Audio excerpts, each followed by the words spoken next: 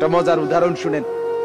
আমরা কিতাবে পড়ছি ইব্রাহিম আলাইহিস সালাম, ওনাকে মালাকুল মউত আজরাইল ওনার জান কবজ করার জন্য আসছে।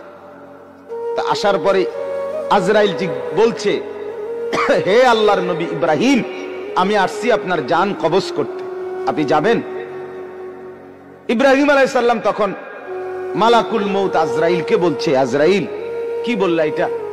আচ্ছা তুমি আল্লাহকে একটা কথা জিজ্ঞেস করো, গিয়া যাও, একটা প্রশ্ন আমার। বলছে কি বলেন?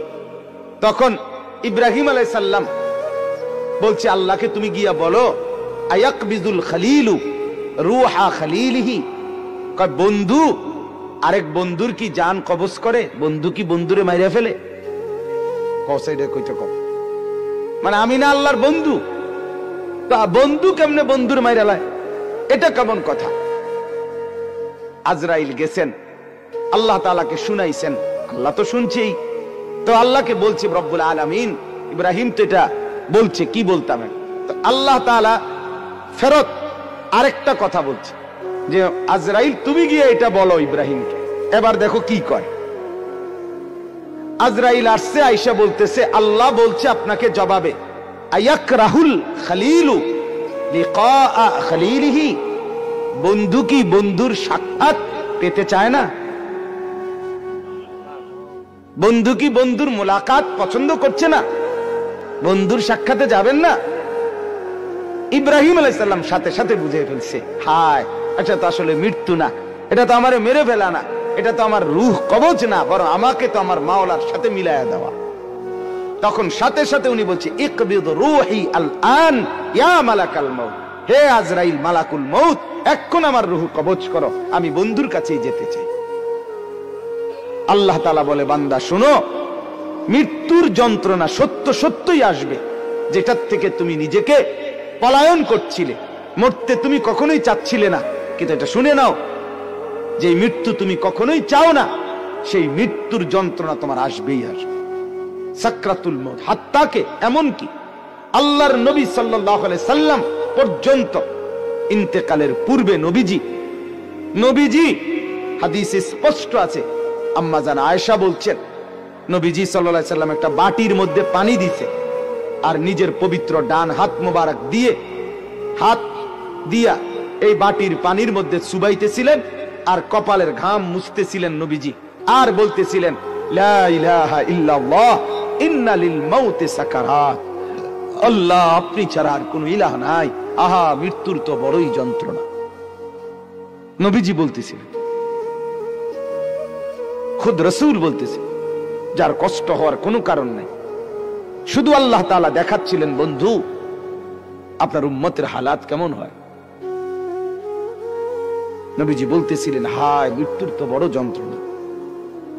হযরত ফাতেমা রাদিয়াল্লাহু তাআলা আনহা, ওই হাদিসে আছে, ফাতেমা রাদিয়াল্লাহু তাআলা আনহা তখন কাঁদতেছিলেন, নবীজির মেয়ে, আর কাঁদতে কাঁদতে বলতেছিলেন, ওয়া কারাবাহ ইয়া আবাতা, আরবী আফসোসের বাক্য, হায় আমার আব্বা, না জানি আপনার কি কষ্ট হচ্ছে।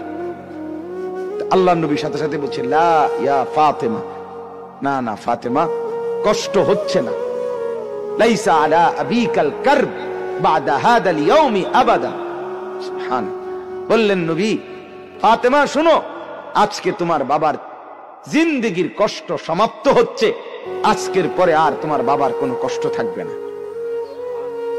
23 বছর আমি দিবানিশি মেহনত করছি, কষ্ট করছি, কাঁদছি, চোখের পানি ফেলছি, পাথরের আঘাত সয়েছি, পেটে পাথর বেঁধেছি ক্ষুধার কষ্টে, দান দান শহীদ করেছি, সারা দেহ রক্তাক্ত হয়েছে, আমার অনেক কষ্ট হয়েছে, ঠিক মতো ঘুমাই নাই, ঠিক মতো খানা খাই নাই, ঠিক মতো রাত্রিতে বিশ্রাম করি নাই, বিবিরে সময় দেই নাই, পরিবারকে সময় দেই নাই, কাউকে ঠিক মতো সময় দিতে পারি নাই, কিছুই করতে পারি নাই দুনিয়ায়, বিশ্রাম সুখ আনন্দ উপভোগ শুধু মেহনতই করে গেছি, দিয়েই গেছি দাওয়াত, বলেই গেছি দুয়ারে দুয়ারে, দাঁড়ে দাঁড়ে, বারবার বারবার বারবার বারবার। নবীজি সাল্লাল্লাহু আলাইহি সাল্লাম কিতাবের মধ্যে আছে, আরবি কিতাবে তারিখে ইবনে খাল্লিকান, 4000 বার, 4000 4000 4000 বার শুধু আবু জেহেলকে কালেমার দাওয়াত দিয়েছে। বুঝে ধরে মিয়া, রাসূল সাল্লাল্লাহু আলাইহি সাল্লামকে চিনলেন তো নাই, অনর্থক ভালোবাসার এক অভিনয় করছিলাম। মুখে এক ফোঁটা দাড়ি নাই, এবারটা আশেক।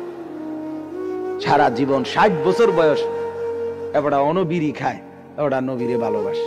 আরে মিথ্যুক রে, কত বড় মিথ্যুক এটা।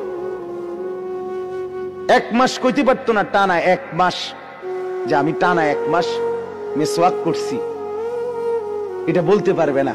এবারটা নবীরে ভালোবাসে, এবারটা গাইল্লায় অন্য করে। আমার খুব হাসি আসে, জানে কি জবাব দিত এগুলার, কি তো জবাব দিব মেয়ে, কি জন্য জবাব দিব? মৃত্যু তো খুব দ্রুত, আজ না হয় কাল, এবছর না হয় সে বছর, মরতে তো হবেই, আখিরাতে তো যেতেই হবে, কোনো সন্দেহ নেই, কোনো সন্দেহ নেই।